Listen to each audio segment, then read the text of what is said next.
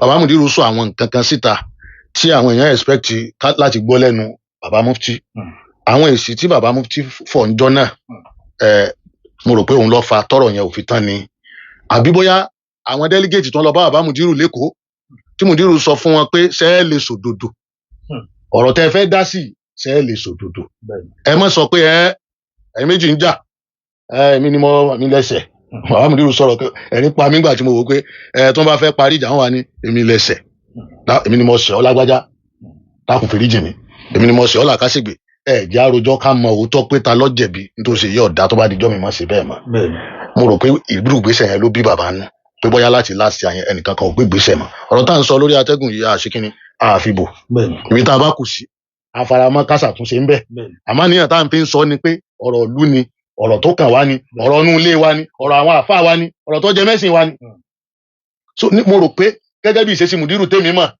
àtẹ̀yí tẹ̀yìn mọ̀ so ní ìgbéraga ni Mudiru because àwọn èèyàn fẹ́ mọ̀ wò pé wàhálà rẹ̀ pọ̀ sọ yẹ kó mọ̀ sọ̀rọ̀ àwọn nǹkan tí ń sọ yìí. èmi rí i wípé nǹkan farú ọ̀rọ̀ yìí ẹ rí i pé Mudiru ti dákẹ́ láàrin bí ọdún kan tí wọ́n sọ kankan mọ́ nǹkan dákẹ́ lórí ọ̀rọ̀ yẹn ní múmẹ́ǹtì yẹn n tí mi rò pé ó yẹ kó ṣẹlẹ̀ ńgbà yẹn ni wípé ó yẹ kí bàbá Mufti kan wá àwọn àgbàlagbà kan tí wọ́n jó lóòótọ́ kì í ṣe àwọn àgbààgbà o àwọn àgbàlagbà tán jó lóòótọ́. ó tún àgbààgbà sọ́gẹ̀dẹ̀ ni àbí. àgbààgbà lẹ́ni tó jẹ́ sí pé yóò máa retí Mufti ó bùn mí lówó àwọn àgbààgbà nù. ẹ fún wa lówó mọ́tò ẹ̀já lọ́ba yín bá mi. kì í ṣe àwọn àgbààgbà báwọn àgbàlagbà lẹ́yìn kí wọ́n wá sòtì kí wọ́n wá sàwọn jọ nílẹ̀ yìí àti lẹ́kọ̀ọ́ sòtì torí ẹni tí ó bá mọ tí ń ṣẹlẹ̀ lẹ́kọ̀ọ́ àti bí wọ́n ṣe jọ gbé àti wọ́n ṣe jọ lífù lẹ́kọ̀ọ́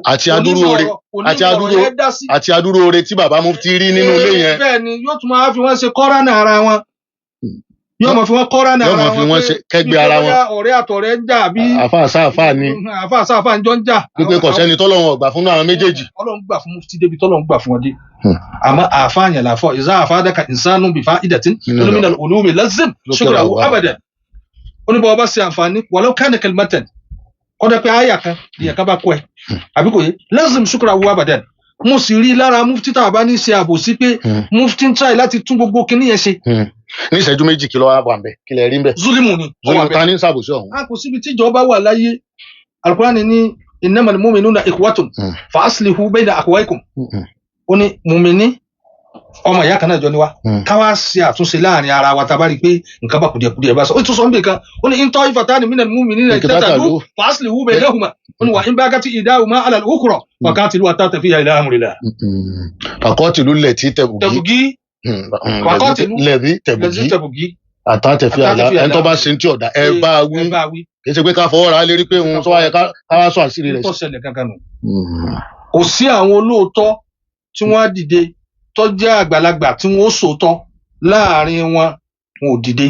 àfàwọn tí ń sọ pé kí ló ṣe tí ọ̀sẹ̀ nìkan rí kí ló tí ò lè mú mára. léyìí tó jẹ́ sí pé n tí ń bá ń dùn yàn nínú ọkàn kò sí ọgbẹ́ ni júrí olè jísìmì ọgbẹ́ ara báyìí ó ṣe é wò fa tí a bá fòògùn sí àmọ́ júrí olè kọ́líbì ọgbẹ́ ọkàn kì í sanbọ̀rọ̀. pé sọyẹ kí lágbájá ó ṣe báyìí fún mi ládùúrú nítorí lára mi kí ló tún sọ pé mo ṣe. àmọ́ tí ìmírí kọ́ ṣẹlẹ̀ ńbẹ̀ ni pé ó yẹ kí Mufti ó lọ kó wá nígbà tọ́rọ̀ yẹn ṣẹlẹ̀ wọ́n wá ṣe àlàyé pé báyìí lọ́rọ̀ yìí rí báyìí lọ́rọ̀ yìí tí ò ní jẹ́ ọ̀rọ̀ òkèèrè tọ́ra àwọn tó ń fọ̀rọ̀ ọ̀rọ̀ ń bà kán jẹ́ ni. a rí lára àwọn tí ń bẹ lára Mufti tí ń ṣe àbòsí látara Mufti a sì rí lára àwọn tí ń bẹ lọ́dọ̀ wa náà lọ́dọ̀ bàbá Mudiru náà tó jẹ́ pé àwọn náà ń ṣàbòsí. kí ló fà àbòsí. àbòsí tí wọ́n ń ṣe ni pé a rí inú àwọn tó ń tún lọ gbowó lọ́wọ́ Mufti gbogbo ẹ̀ la gbọ́. owó kíni. owó yóò bùn mí lówó náà ni. owó kan bùn mí lówó. àwọn tó sọ̀rọ̀ rẹ lénìí. nínú àwọn tí ń bẹ lára Mudiru. bẹ́ẹ̀ ni gbogbo ẹ̀ la gbọ́. n kò wá sírò ẹ̀ lára Mufti. irú ẹ̀ bẹ lọ́dọ̀ Mufti náà. àwọn òun náà máa pe Mudiru. wọn ò lè pe Mudiru àmọ́ wọ́n lè pe ẹni tó súnmọ́ Mudiru. tó lè sọ̀rọ̀ fún Mudiru. láti fún ní information pé ó tún ṣe báyìí kódà ó ṣe báyìí. bẹ́ẹ̀ ni. ok àwọn alábòsí ní bẹ́ẹ̀ bẹ́ẹ̀. àwọn alábòsí náà da kíní ẹrú kìí ṣe pé kankan téèyàn bá wo ọwọ́ tí kíní yẹn fi ń bọ̀ wá ní àkókò gbàtà jẹ́ Mufti àti nǹkan kan ẹ mọ̀ pé àfa sọ̀kalẹ̀ pátápátá. kí ni àfa sọ hak. kí ni ìmọ̀ràn tẹ fẹ́ fún Mufti tọrọ yóò fi yanjú níṣẹ́jú kan. ìmọ̀ràn tẹ́mi fẹ́ fún Mufti ni pé bọ́rọ̀ tí ń lọ yóò dáa gbogbo ọmọ Markaz tó bá sì nínú òun dùn pẹ̀lú tí ń ṣẹlẹ̀ yìí ọmọ àlè ọmọ Markaz ni. sọtí torí wípé àwọn kan bẹ tọrọ òye rárá tó yẹ pé ìsọkúsọ làwọn yẹn ń sọ torí tí wọ́n fẹ́ jẹ níbi àbòsí àfàṣì sọ wípé ahlakta nafsaka ya zalumun ìwà alábòsí ọ̀ ń parẹ́ ni gbẹ̀yìn tẹ̀ ń dàrú. gbogbo ẹ̀ tẹ́ ń dàrú ó máa pẹ́rìṣì kan yìí ni Náà. torí wípé nǹkan tẹ́ ń dàrú yẹn tẹ́ ẹ bá fi ọjọ́ kan dàrú ẹ lè tún ṣe lógún ọdún ẹ rí wípé bí ó bá já sí pé nǹkan kan ló tírígà bàbá ò ní máa sọrú àwọn nǹkan kan tó ń sọ wọ́n sọ lẹ́nu ẹjọ́ mẹ́ta inú mi ń bàjẹ́ débi pé wọn ò sẹ́nu kù wọ́n kàn sọ̀rọ̀ bẹ́ẹ̀ ni wọ́n gbọ́ ń tọ́ bá àwọn ẹnu jẹ́ ni. nínú condition tẹ́lẹ̀ wà yẹn kì í ṣe condition tó yẹ kí wọ́n máa gbọ́ nǹkan tí wọ́n máa bà wọ́n jẹ́ mọ́. kọ́dà àwọn rí àwọn kan tí wọ́n dá nǹkan kan mọ̀ tí wọ́n máa rí wọn tó jẹ́ pé àwọn yẹn kan sọ̀rọ̀ wípé wọ́n bínú rẹ̀ ni wọ́n bínú oore rẹ̀ ni wọ́n bínú oore ta ni oore mufti ni. mufti wúwo lóòótọ́ ọlọ́sàn ni mufti bẹ́ẹ̀ni wọ́n lówó bẹ́ẹ̀ni wọ́n sì lókìkí wọ́n sì ní connection. àmọ́ gbogbo tí wọ́n ní iná wallahi ọmọ wa kíyà rẹ̀ ni. àbí ibo wọ́n gbọ́ ọmọ wa kíyà rẹ̀. bẹ́ẹ̀ni láàrin àwọn àti tani pé láàrin àti Mudiru láàrin àwọn àti ṣé Mudiru lówó ni. Mudiru ọkàn jẹ́ aláfẹ́fẹ́ yẹ̀yẹ̀ dání. níbi tí wọ́n kàn wọ kàkúlà. àwọn ìṣẹ́ sọ pé wọ́n kàn wọ kí náà ti ń pè wọn ò sí fẹ́ràn gbogbo afẹ́fẹ́ yẹ̀yẹ̀ ayé ọlọ́kẹ́ Mudiru. látọjú ayé Sheikh Adam àmọ́ wọn ò ṣe bí olówó. wọn ò ṣe bí olówó ni kò bí bàbá wọn ni wọ́n jọ. mo rò pé ìmọ̀ nìkan bí bàbá wọn náà ti rí nù. sọ́dọ̀ wọn kẹ́ Sheikh Adam. bẹ́ẹ̀ni tí ń sàfà pírẹsidẹ́ǹtì. ọlọ́kẹ́ Sheikh Adam àmọ́ ẹ̀ lè rásọ owó ńláńlá kan lọ́rùn Sheikh Adam. ok ó jẹ́ pé tí Mudiru ṣe fún tí wọ́n fi jọ Sheikh Adam ni. nígbà tí pírẹsidẹ́ǹtì bá ní káfá wá sí wá sí tọ́nà ọmọ kéwú lọ. bẹ́ẹ̀ni. nígbà tí ó bá lọ ní bá ní kí Mudiru wá gba mufti tó ní kọ́ ọmọ kéwú lọ. tí mo fẹ́ fi ọ̀rọ̀ ẹjọ́ ní ìṣẹ́jú méjì. àfáà marhum ọlọ́mọ sábà kan àfáà Suglul. àbí ìṣẹ́jú kan yìí kásáré lọ bẹ̀ ní ìṣẹ́jú kan. àfáà Suglul. níjọ́ tí àwọn àròyé kan ṣẹlẹ̀ láàrin ọmọ kéwú àti Sheikh Adam pẹ̀lú àfáà Suglul Sheikh Suglul. nítorí àròyé tó ṣẹlẹ̀ yẹn bàbá ọ̀fà yélẹ̀ káwọn alábòsí kan ráyè máa fún wọn ní information lérí bí wọ́n ṣe ṣe pẹ̀lú ọmọ kéwú. bẹ́ẹ̀ni.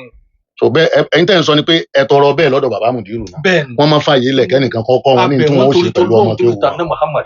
náà ọ̀rọ̀ yìí ti kọjá bí àwọn ṣe rò ó torí pé àwọn kan bẹ tí wọ́n bá wa gbọ́ tún ẹ sáfà tí wọ́n wà lórí net then àwọn kan tójú ń tì wá tí wọ́n ń bàjẹ́ nítorí ọ̀rọ̀ yìí bá padà tán ṣé àwọn ọ̀rọ̀ tí ń bẹ lórí net ṣé yóò tán.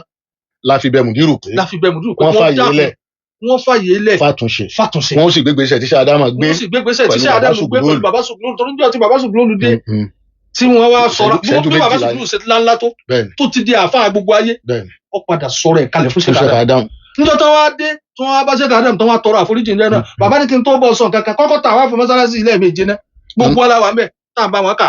tó bá rí bẹ́ẹ̀ ìmọ̀ràn tẹ́ fún mufti ni pé wọ́n sọ̀rọ̀ àwọn lẹ̀ fún. gbogbo tí ń bá ń dùn wọn gbogbo tí wọ́n bá gbọ́ kó sọ̀rọ̀ àwọn lẹ̀ fàtúnṣe then kí wọ́n wá àwọn àgbàlagbà rẹ tí èsè mufti ogun mi lówó. bẹ́ẹ̀ni mo ti gbàlàyé. torí mo ní pàrọ̀ tí ń ṣe ìsìláwì àwọn mufti ogun mi lówó lọ́pọ̀ nù wọn. nítorí àsìkò sà ẹ jẹ́ ká fẹnu ẹ̀kọ́ nítorí ọjọ́ mi ọjọ́ rẹ̀ torí àsìkò tí kò wọn papá mara.